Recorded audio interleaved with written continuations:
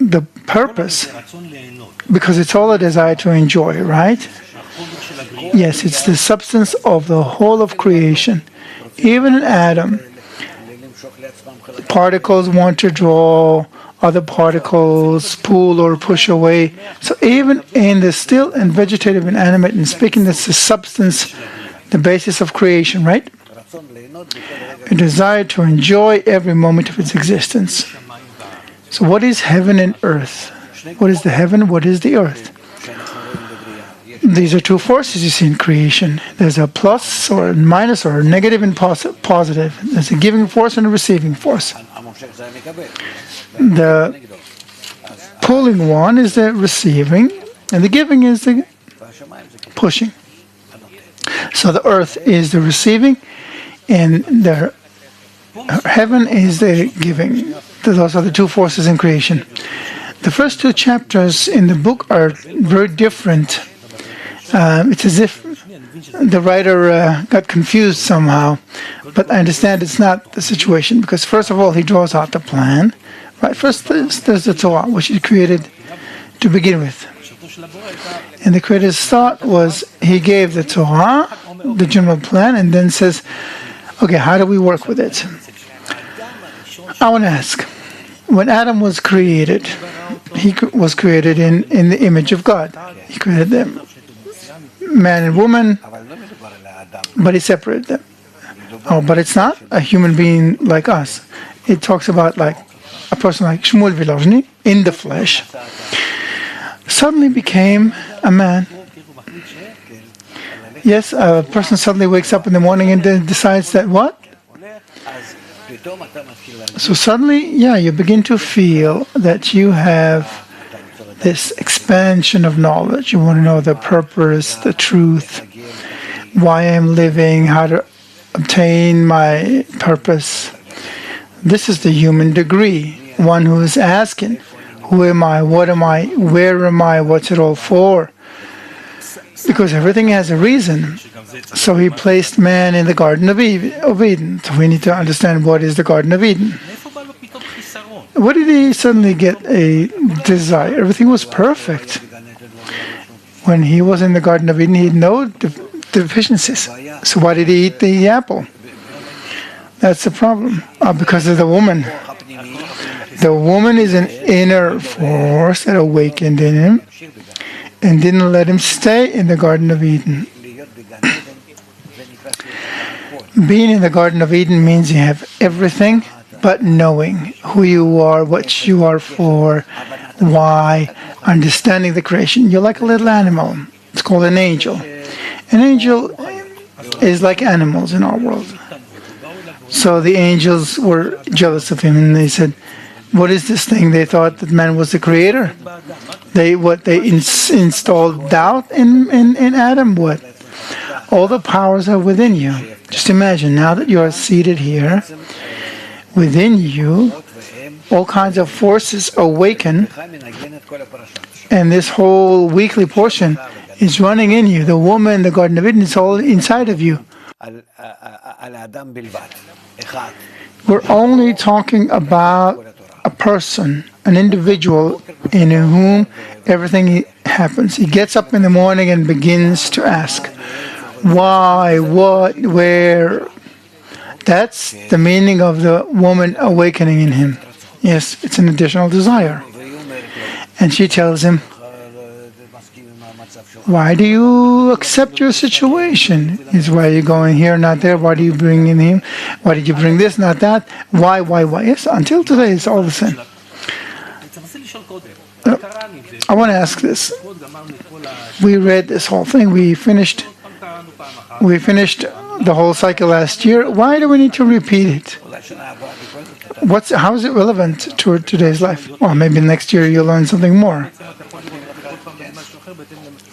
Right, because you see something different every time according to your situation, and that additional situation called woman compels you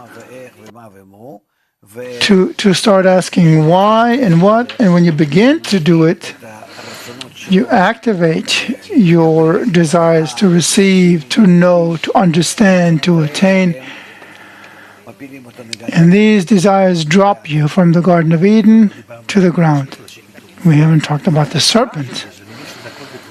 And I understand it's all inside of me. The serpent, the woman. If we didn't listen to the woman, this inner voice, you can't not listen. Right. You come home, your wife made your food. What are you going to tell her? No, I ate at home. Right? So it's inevitable. It's a predetermined script. No, but she was, her argument was correct.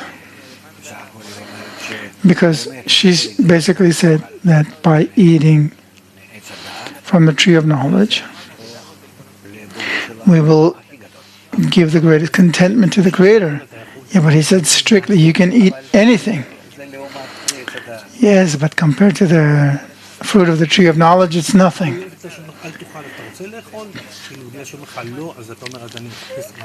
It's like a kid who you tell him don't eat, so he wants to eat. And there's also the serpent here. Right. So within man there are many types of desires which are called woman, serpent, and the fruit of the tree of knowledge. And the man who discovers these things within him and uses them, and as a result falls into this life. What are these concepts? The Garden of Eden, a woman, the fruit. What are these concepts as far as Kabbalah is concerned? The Garden of Eden is a person being in bestowal, giving. He is nothing of himself, like an angel. He walks about in heaven. Everything is beautiful around him. That's how he lives in this life, in our life, here and now. A woman is his inner desire that awakens, in addition, and tells him, you have to search for something more in life. So that desire doesn't settle for what you have, it wants more. It wants to understand, to know. But in order to understand and to know and attain, you need to work with the desire. Here in the desire, we have a problem. It can be an egoistic desire. I want to know, I want to understand and attain. So here you got a problem. Are you using this desire that awakened in you correctly or not? And in order to receive all the desires in you, to use every element in you, you need to be pushed to it. Let's put it this way. Look at people in the world. They go to work, they come back, they want a bottle of beer, maybe watch football, they go to sleep, and they start over the next day. That's no purpose. A purpose is for a person to develop a strong desire to know, why am I here? What for? Why have I come to the world? What do I get out of it? But that's usually as a result of a crisis, no? Well, regrettably, yes. But why shouldn't he awaken by himself? Meaning before you suffer, you wake up? Yes. But when that begins, then you begin to feel yourself in hell. Previously, life was quiet and beautiful. Right? Everything he was told, just keep the Garden of Eden and, just live your life. So where did this deficiency appear in a person? It's called that the Creator created a woman in him. In the first chapter, he created them as one, and then he separated them. So what? He didn't know that man was not good being alone. It wasn't good. Like the Creator knew in advance that this is what would happen. To be a man, you have to have someone pushing you forward all the time. And besides her, you also need the serpent. A personal question. My greatest fear is of snakes. Does that mean something? I know, if I know there's a snake over there, I'm out of here. I can't. But you like to look at them? No. As a kid, there was a book, an animal book. The page where they show the snake, I'd close it and I'd move it to the next page of the leopard. It's this inner fear. No, okay. Those are questions for the shrink. So what is a snake? The snake is the evil inclination. It's not just a desire, but a bad one.